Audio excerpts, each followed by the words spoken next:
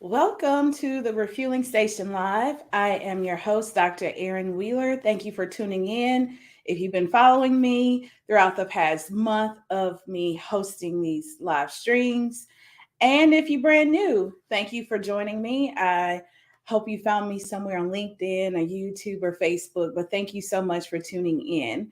The Refueling Station Live is a place where leaders of color can find inspiration to live, do, and be well. So we'll have all kinds of topics that are relative and related to our everyday struggles as leaders and professionals of color.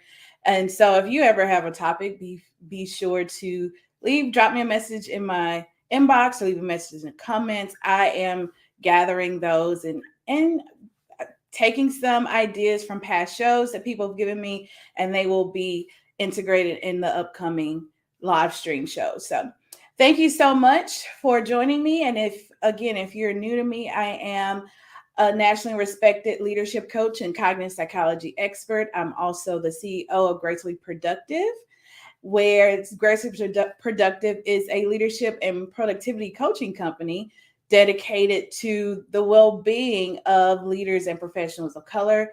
We are dedicated to implementing research-based strategies based on our lived experiences. And so this Refueling Live is one of the many things that we do.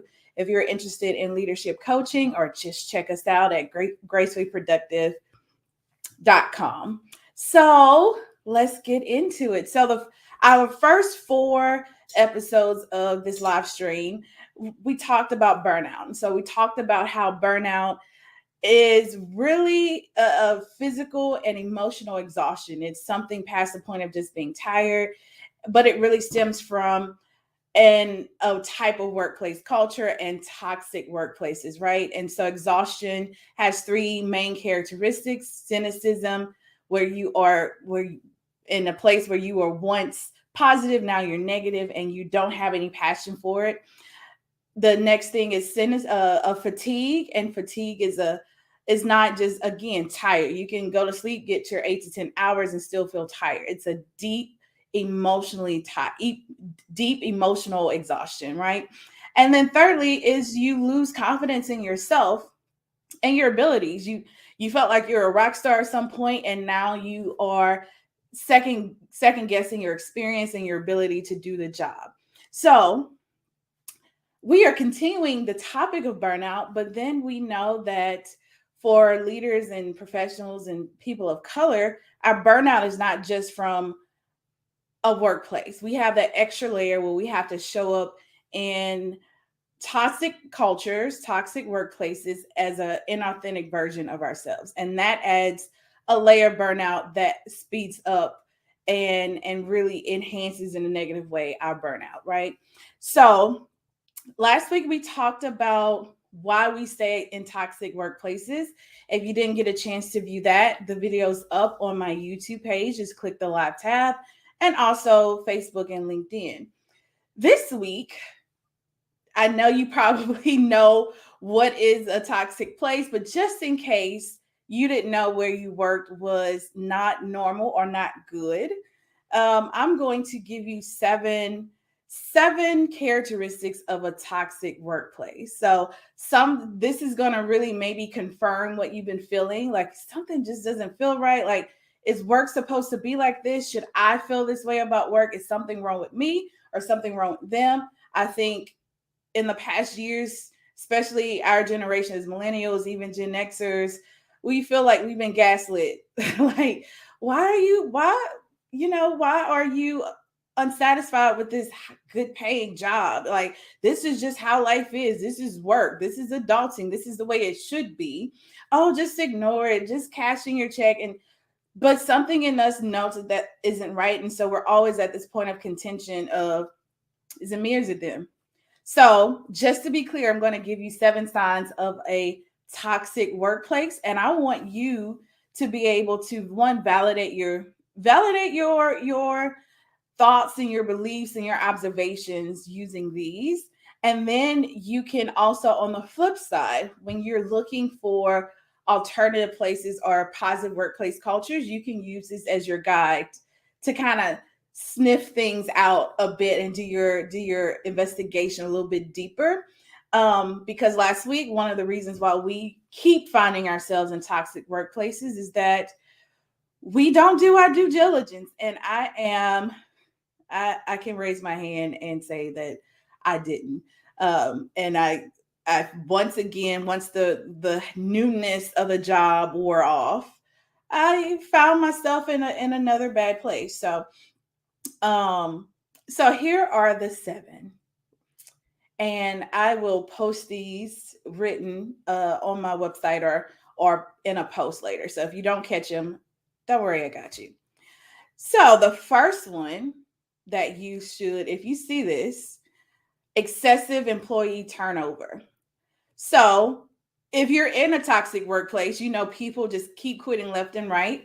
And it's not the kind of quit where people are, oh, I'm retiring. Oh, I'm going on to do this. And I've been here for 4 years and 5 years or 10 years. And we're going to celebrate with a cake and we're going to be sad to see you go, but still keep in touch. No, this is like, boom.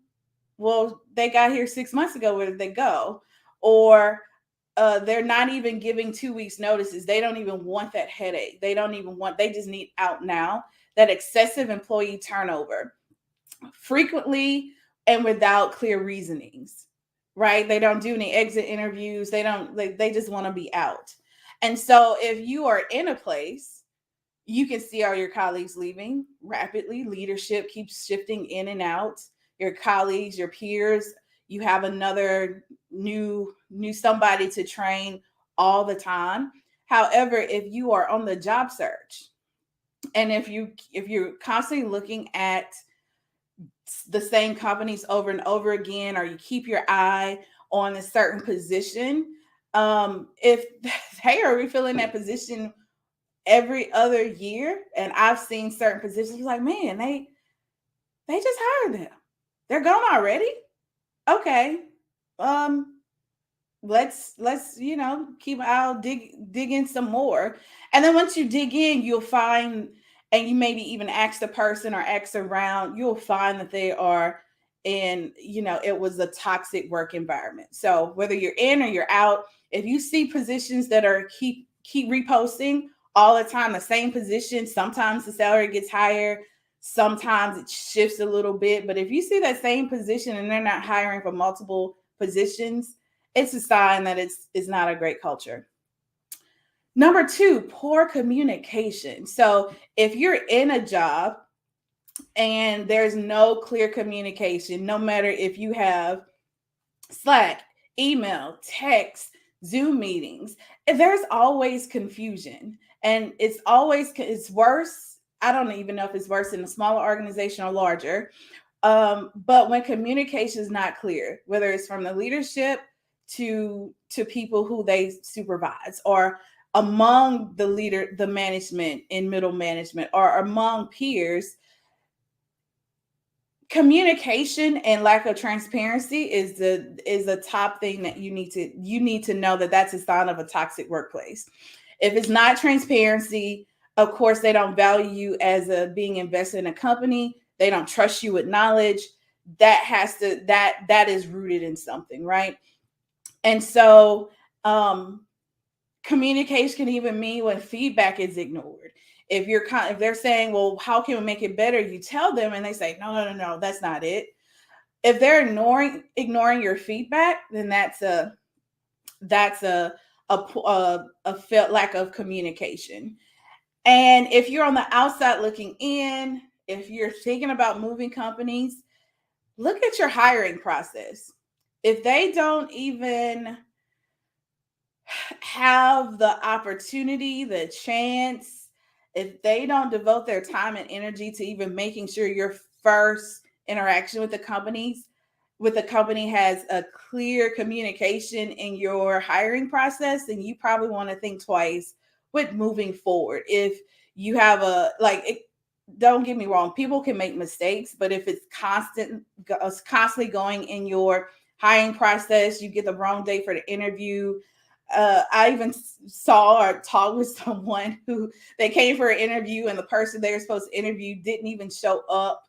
Then they had someone to come in and be like, well, let me just ask you these questions. Like, If your hiring process is not smooth and you don't have consistency in that hiring process, you don't know who's the hiring manager, you don't know what's going on, when to be there, how to prepare, where to go, you probably want to say, no, thank you, please remove my application from consideration.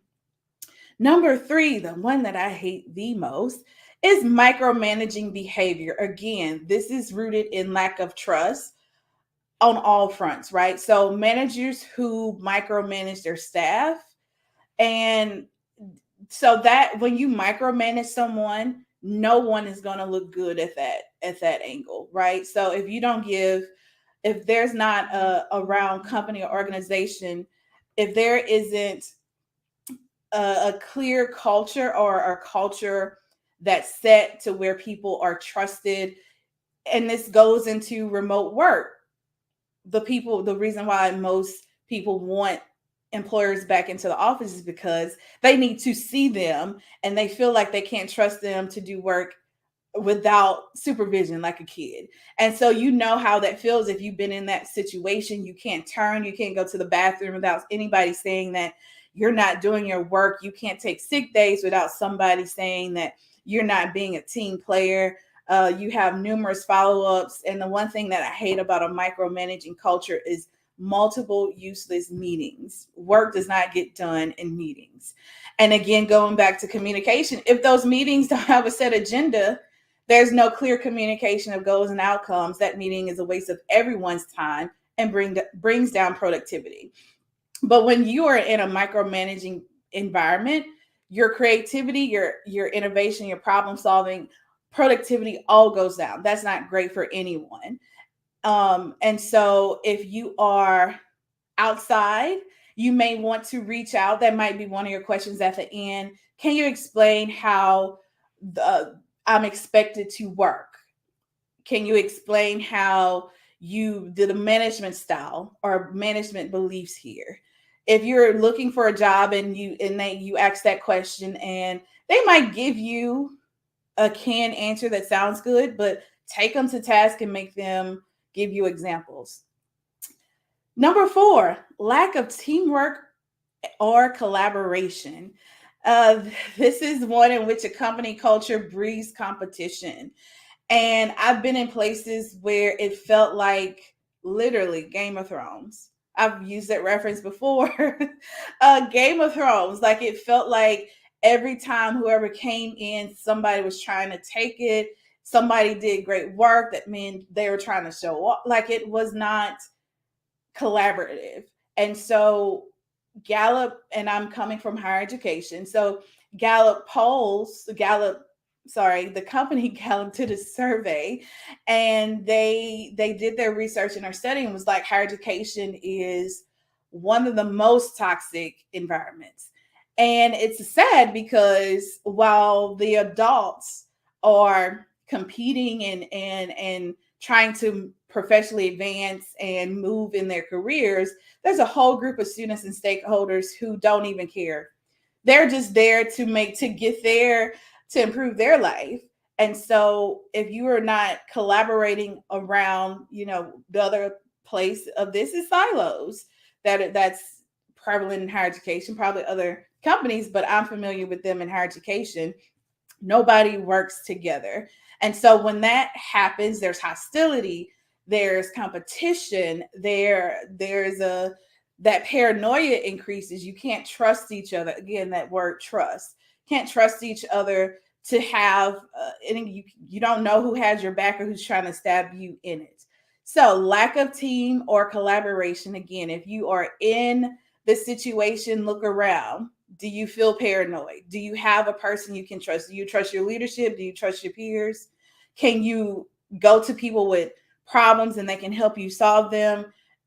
What is it? How does the team leverage work?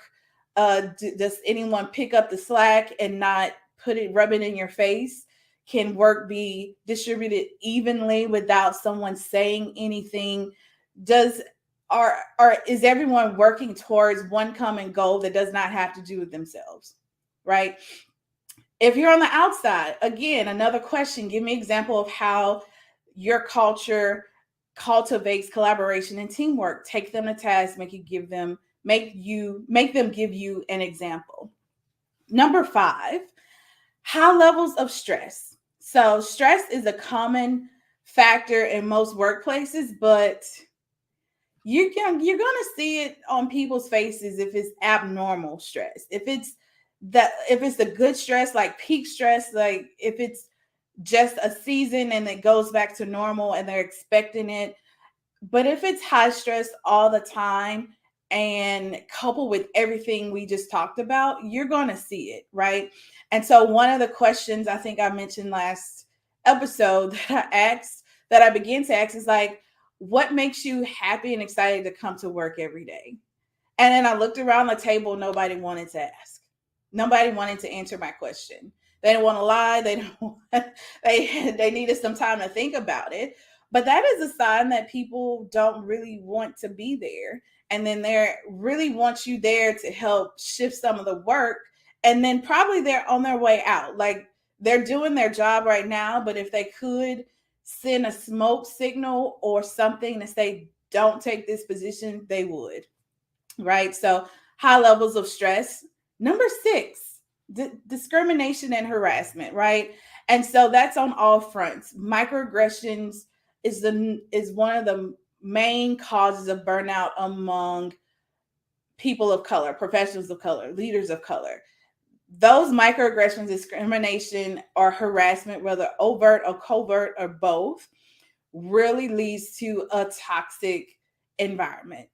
And last, and going back to number 6. So if you're in there, of course, that's not normal. There are places where you could go and it's not that. So you have to get out of that saying, well, that's just the world. I'm going to counter it anywhere and everywhere. That's not true. There are good companies to work for.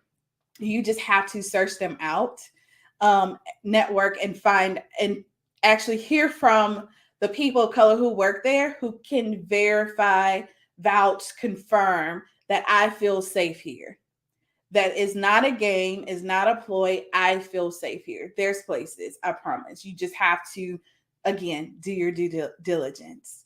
If you're on the outside, go to Glassdoor, go to EEOC, go to talk to a link, get on LinkedIn, find someone who works there who's a person of color, find a couple people, make sure it's not just like a one-off, to say, hey, can you tell me about the culture that's there? I remember I applied for a job and I said, I want to talk to another person of color in this division outside of the hiring committee, just to make sure that I'm not coming into a place that is unsafe for my mental health, unsafe environment related to discrimination and harassment. And number 7, unreasonable workloads or expectations. So if your supervisors are always coming to you, this is due by this day, this is due by this day, and it's deadlines before you even get to the deadlines, and it's unmanageable. If your supervisor isn't willing, if they're like, well, it's work, if you don't do it, then that's going to be a mark on your performance. If it doesn't get done by this date, if they're not willing to have that discussion and say, hey, I know a lot is going on. If you need me to help you prioritize, if we need to take some step back, or if your leadership doesn't even acknowledge the high workloads, and as a team or org wide say, okay, let's take a step back and let's prioritize as an org. If that, again, going back to communication, communicating outcomes and goals and expectations, if there's unreasonable workloads and times and they're expecting you to stay more than 40 hours a week, an insane number of hours every day, if it's the culture that you have to stay past 5, and if you don't, then you're not a team player. If you hear that in your workplace, you're in a toxic environment, you should probably reconsider. On the outside, if you're looking at companies to see if they have it, you should really ask them about work-life balance. How does that give me an example of how that's illustrated in your culture? Tell me a time when you had a lot of work going on. How did you help your employees distribute the workload? What was the expectations? Again, take them to task, make them give you an example. So those are the 7: high turnover, poor communication, micromanaging, lack of teamwork, collaborations, high stress, high workloads, discrimination, harassment. All of those are signs of a toxic workplace. That's not normal. There's places, again, you have to get out of the mindset that this is where this is what you have to deal with, and it won't change. If you have that mindset, you won't find any companies where you can be safe and thrive and they are there for you. And I'm going to tell you, it will be a different feel. It will be a totally different feel. It'll be a little bit foreign, and you will think it will be too good to be true. But not to toot my own horn, I've created places where it could be toxicity going on around, or led a place where it was the company culture to have a safe, thriving workplace. It's out there. There's a new generation of leaders, entrepreneur, business owners who are willing to start from the ground up, creating a place, a positive culture where their employees are safe, and they're out there. You have to search for them. But if you feel like 5 out of the 7 things I told you are going on, please make a plan to exit, but make sure when you exit that you land at a place that has a genuinely positive work culture, right? Do your due diligence and then go back and look at why we stay in toxic workplaces, to make sure you can do the things to identify the right place for you. So that is it for my Refueling Station Live. But I want to take a little bit of time out to remind you that the Will Wise Summit, Will Wise Leader Summit, is still going on August 17th through 20th, New Orleans, Louisiana. And we are going to be talking about some of these things, mainly burnout. But at the center of all of this, we will be talking about your well-being. And this month is my birthday month. So I am giving away large discounts because I want people to be there. So if finances were a burden from you not coming to this event, or not registering, or not looking at it, then this month is the chance for you to get a deep discount. And you even offer a payment plan, so it's easy for you to manage throughout the months leading up to the summit. And so you can even secure your spot. It's only 15 spots. Is a very small event, $400 now through the end of June.